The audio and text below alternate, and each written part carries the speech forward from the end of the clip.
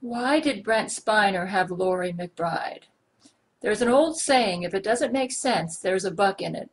For years, Brent Spiner's fans have wondered why he doesn't marry Loree McBride and why he doesn't give her more respect as his girlfriend. Because this is a public video, I'm going to be very careful to stick to facts only. For some of my speculations about why he couldn't get rid of Loree McBride for 20 years, refer to my website, GabrielleChana.com. Brent's relationship with Loree started in the early 1990s, and she gained entrance into his life as a girlfriend through some sort of rape. Brent woke up one morning and she was there in the same bed with him. How she got in his bed when he was dreaming about me at the time, around 1992, was through some sort of rape, probably involving intoxication or drugs. The rape devastated him because he was in love with me. Loree apparently made a big stink about the fact that she ended up in bed with Brent Spiner and went to Paramount Studios, where Brent worked at the time as an actor, as Data for Star Trek The Next Generation. When Brent was raped, Brent and I were communicating with each other. I was married but in love with Brent because he'd called me on the phone and made love to me starting in spring 1991.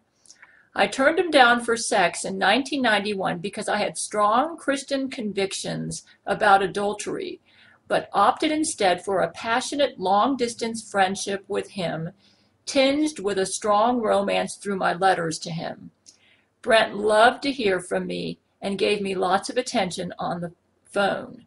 In January 1994, he obtained a wiretap on my phone that he used to listen to me.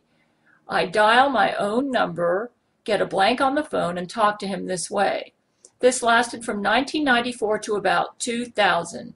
He listened to me for hours every day while he played the Loree McBride girlfriend game to maintain his income from Paramount. Loree used her rape to gain a gradual entrance into Brent's life as his publicity girlfriend. You have to understand what it's like to be an actor to understand why Brent allowed Loree to have such public prominence as his girlfriend. An acting job is not like your typical job, especially if you're not that famous. Your income is unpredictable, and you never know from one year to the next if you can pay your bills. You may say, but he was the world-famous Data from Star Trek The Next Generation. Yes, and that's just the problem. That's the only acting job Brent has had that has brought him a respectable income. When Loree extorted herself onto Brent, he was in danger of losing that. She threatened to give Brent tabloid exposure as his sexual partner because she raped him if he wouldn't agree to give her public girlfriend status. Even worse, she went to Paramount, where Brent worked as an actor as Data of Star Trek The Next Generation, and told the studio her intentions to blast to the tabloids her sex, quote unquote, with Brent. The studio had a Star Trek image to maintain, and to make sure their sales and ratings remained strong, they didn't like Brent associated with me, especially with Loree threatening to go public about her sex with Brent.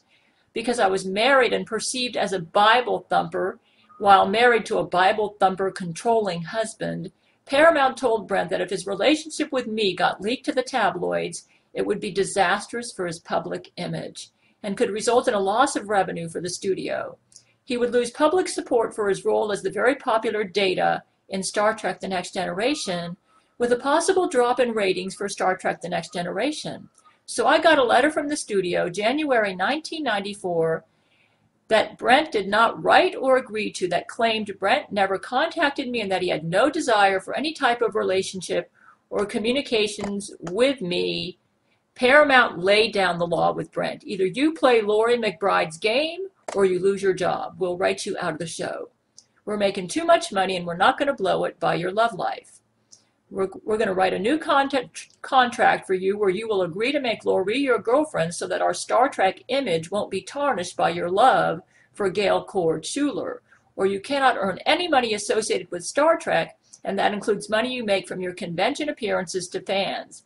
So Brent kept hoping that because of his fame as Data from Star Trek, he could break off on his own and earn enough to throw off Loree's shackles over his love life. But all Brent's attempts to break off on his own never paid off. The 2 music albums that he made, Old Yellow Eyes Is Back and Dreamland, he's barely broken even with both of these. The only income he gets, he seems to get from Star Trek. And he couldn't claim any Star Trek income over the years unless he agreed to have Loree McBride as a publicity girlfriend. At the time Brent agreed to Paramount's dirty deal that sabotaged his love life, he had no idea that after Star Trek was over, his career as an actor would practically vanish. This made it that he had to make Star Trek convention appearances to pay his bills, which meant, because of his deal with Paramount, that he had to keep Loree as a publicity girlfriend. Loree took full advantage of Brent's poverty and dependence on Star Trek and Paramount Studios to blast the internet with photos of herself, about 5% of them fake or counterfeit, as Brent's lover, even impregnating herself through artificial insemination to use her baby as a weapon to trap Brent into a marriage with her. But though Brent was willing to play the girlfriend game with Loree, he was not willing to marry her, and he never had sex with her from day one. In fact, the whole time that he paraded in public with her, he was obsessed with me and listened to me as I spoke to him on my wiretap phone. From 1991 to January 1994, I wrote him practically every day, and he read all my letters to him. From January 1994 to about 2000, he wiretapped my phone and listened to me for hours every day. So as I said before, if it doesn't make sense, there's a buck in it. Brent has never loved Loree McBride. He's only had her as a publicity girlfriend to maintain his income from Paramount Studios. He adopted a baby at the same time that Loree went public over her pregnancy through artificial insemination in 2002 to spare himself massive tabloid exposure as the daddy to Loree's baby who wouldn't honor his daddy commitments. Jesuits use artificial insemination in pregnancies on all my men. They've used it on Vladimir Putin, on Matthew McConaughey, but Brent was their first victim. I've come to terms with Jesuit sabotage and obsession over my love life, and am content with my husband, Jesus Christ. I just defend my men publicly because it's the morally right thing to do.